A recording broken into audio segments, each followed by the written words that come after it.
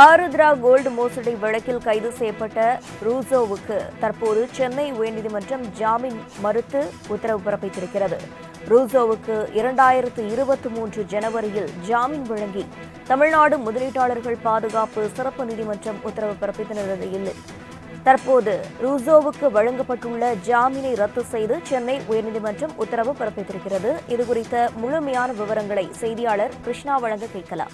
வணக்கம் கிருஷ்ணா, வழக்கின் விவரங்களை பதிவு பண்ணலாம். வணக்கம்.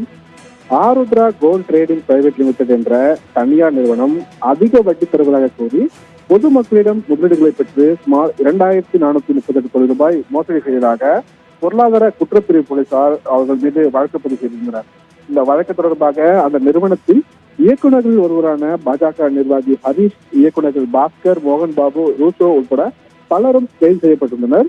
கைது செய்யப்பட்ட ரூசோவுக்கு கடந்த ஆண்டு ஜனவரி மாதம் ஜாமீன் வழங்கி நிதி நிறுவன மோசடி வழக்குகளை விசாரிக்கக்கூடிய சிறப்பு நீதிமன்றம் உத்தரவிட்டது. இந்த நிலையில் ரூசோவுக்கு வழங்கப்பட்ட ஜாமீனை ரத்து செய்ய கோரி பொருளாதார குற்றப்பிரிவு போலீசார் சென்னை உயர்நீதிமன்றத்தில் மனு தாக்கல் செய்திருந்தனர். இந்த மனு நீதிபதி சி.வி. கார்த்திகேயன் முன்பு இன்று விசாரணைக்கு வந்தபோது அரசு கூடுதல் குற்றப்பிரிவு வழக்கறிஞர் ஆர். முனியப்பராஜ் ஆஜராகி அனைவரையும் சரிகட்டி விடுவதாக கூறி ரூசோ முற்றுகை செய்துள்ளதாகவும் அவரை ஜாமீனில் விடுவித்தது தவறு என்றும் அவர் தரப்பில் வாதங்கள் வைக்கப்பட்டது. அவரை ஜாமீனில் இருப்பதால் சாட்சிகளை கலைத்து விடுவார் என்றும் பாதிக்கப்பட்ட மேலும் பலர் புகார் அளிப்பதை தடுக்க வாய்ப்புள்ளதால் அவருக்கு வழங்கப்பட்ட ஜாமீனை ரத்து செய்ய வேண்டும் என்றும் முனியப்பராஜ் தரப்பில் வாதங்கள் வைக்கப்பட்டது.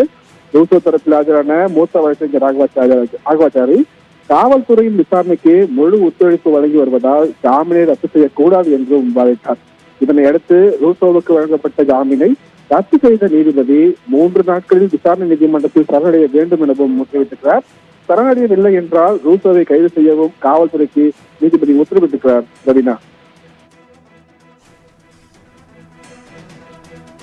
விவரங்களுக்கு நன்றி கிருஷ்ணா.